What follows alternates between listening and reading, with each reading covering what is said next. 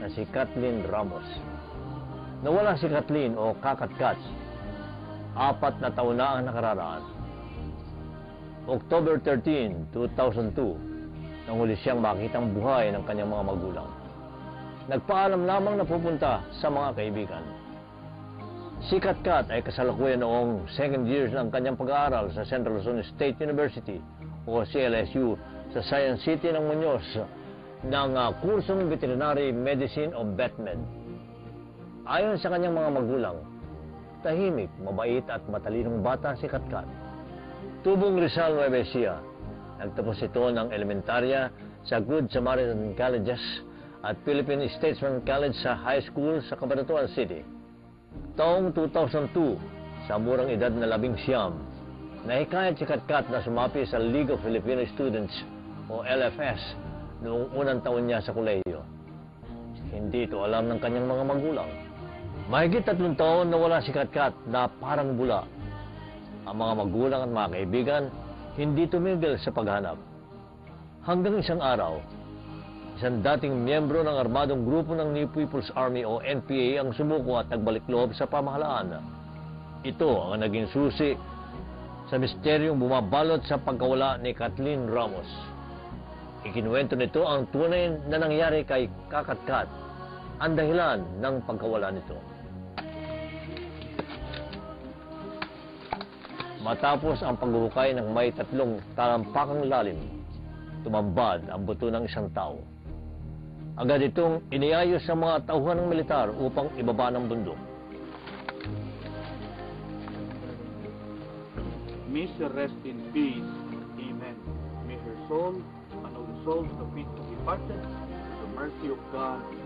Ang hinihintay naman ng magulang ni Katkat na nasa panan ng bundok ang magiging resulta ng operasyon.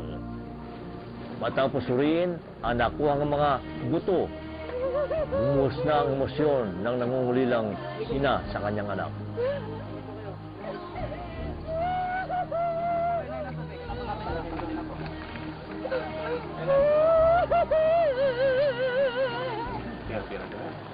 So, yung kung ano yung nakita niyong bakay kanina, positibo po ba na yung anak niya? Yung underwear niya, yung ipin niya.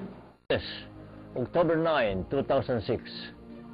Ilang araw matapos mahukay ang bangkay ni Katkat, bumagsak sa kamay ng otoridad ang itinuturong utak sa pagkamatay ng batang estudyante. Dinakip ng mga otoridad sa Green Valley sa Baguio City si Leopoldo Calusa alias Kaino at Kawarli. Si Calusa din ang itinuturong commander ng NPA sa Nueva Ecija. Kwento ni Kamay, may hinala na siyang may binabalak na masama ang samahan kay Katkat. Dahil dito, kaya sinubukan niyang isama sa kanyang pagtakas noon si Katkat. Hindi nga lamang siya nagtagumpay. Ngayon, nung nilipat siya sa Rizal, nandun. Tapos, nung natapos niya yung exposure niya, bumalik din siya sa NPA. Ngayon, doon na siya napagdudahan ng mga NPA na siya ay DPA. Tapos, may isang NPA din na bumaba na konsensya daw siya na, yun nga dahil sa pinatay ng araw nila. Pero sabi niya, bilin sa akin, wag ko daw sabihin sa ibang mga kasamahan namin na yun ay pinatay na. Kumbaga, parang tago lang. Bagit lang sa akin, isinaksak nga raw po siya. Di, ang mensahe ko lang doon sa bilang isang dating miyembro ng New People's Army, di sa lahat sana na gusto ding mag-surrender ay wag silang matakot na mag-surrender dahil ang gobyerno naman nagbibigay ng pangalawang pagkakataon para magbagong buhay kahit gaano pa kalaki ang kasalanan mo sa ating pamahalaan. Dahil sa akin lang, sa kasalanan ko man siguro nagawa sa gobyerno ay binigyan talaga nila ako ng pangalawang pagkakataon. At sana sa lahat na may gustong mag-surrender, wag nang takutin pa ng NPA. Partikular sa mga estudyante, di marami na talagang nawasak na kinabukasan ng mga estudyante, kagaya ko na nanggaling din sa estudyante, na ang sabi nila, as pamamagitan ng hawak namin ng armas ay makakamit namin yung karapatan namin bilang isang kabataan. Pero anong karapatan yung na rarating namin ngayon sa kamay nila? Bagkos, yung kalagayan ko po ngayon, sitwasyon ko po ngayon, sa buhay na karanasan ko, ay naging sa loob ng 6 na taon, ay wala pong nangyari sa buhay ko. Kumbaga ngayon pa lang po ako nakapag-recover dahil sa tulong din mismo ng mga militar.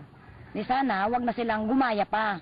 At bago sila pumasok, sa ganyang organisasyon, lalo na sa mga legal na front ng NPA katulad ng LSS, Anak Bayan, ay yung nasa likod nun ay yung New People's Army din mismo at nang namumuno doon yung Partido Komunista ng Pilipinas na wag na silang magpahulog sa bitag nila.